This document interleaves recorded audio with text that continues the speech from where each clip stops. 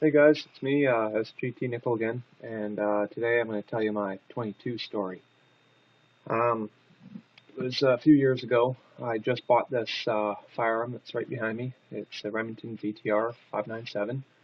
It's actually, relatively nothing that bad about the rifle. It's a very decent rifle. There's a few things I don't like about it. The extractor is held in just by a spring. It does come out, disappears. That's how my accident happened.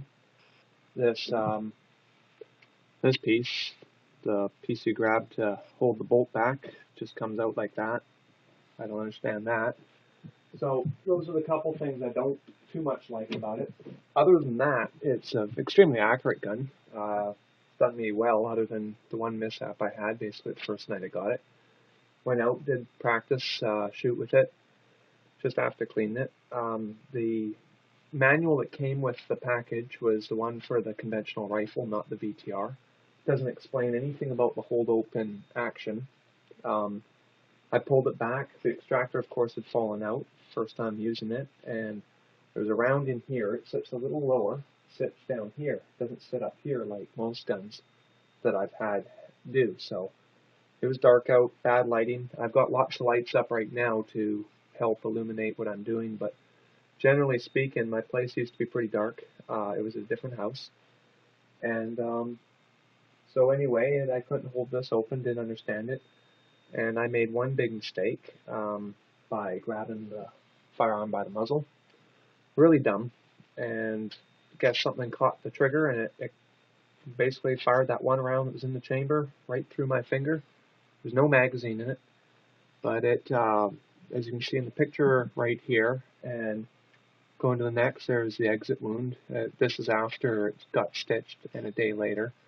Actually, 2 days later. I didn't want to unwrap it the first day.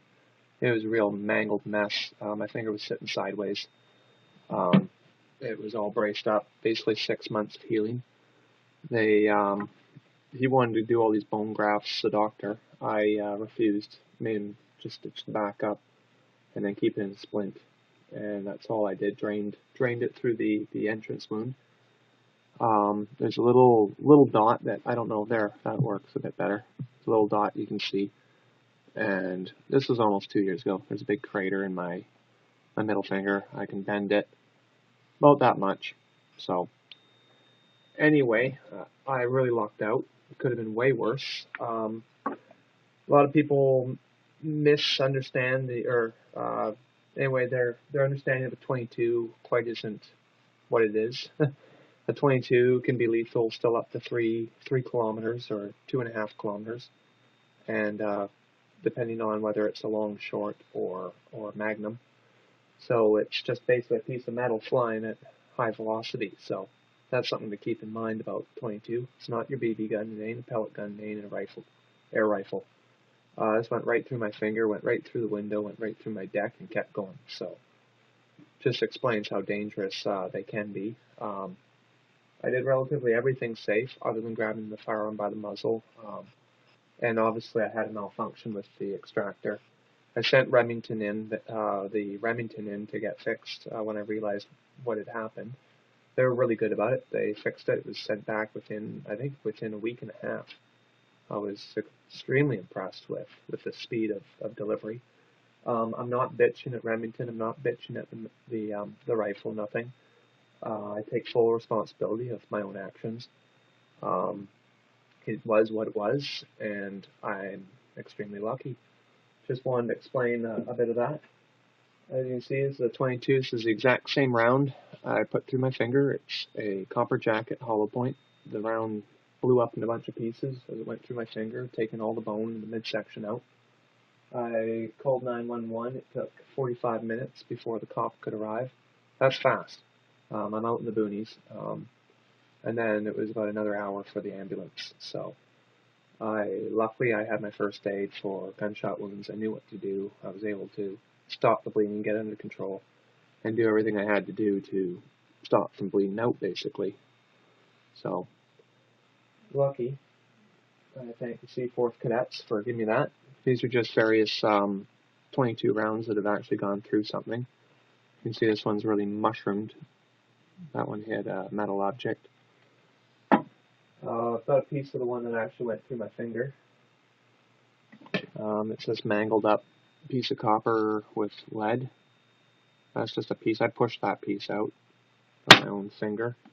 I usually keep it wrapped up, but my finger pushed that out in the healing process.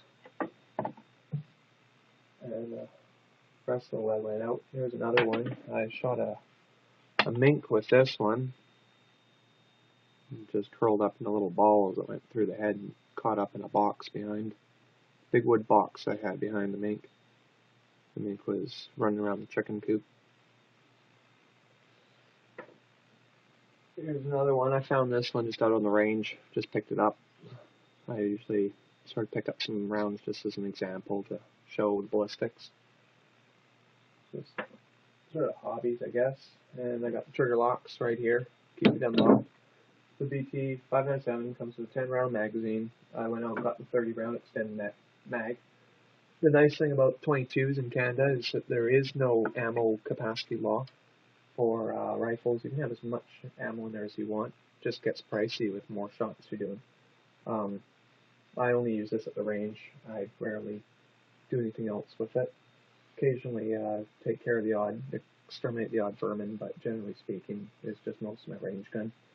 It's a very accurate gun. I put rounds on rounds on rounds. I can carve holes about that big through wood just by putting a bunch of bullets through it. So anyway, just wanted to explain my 22 story.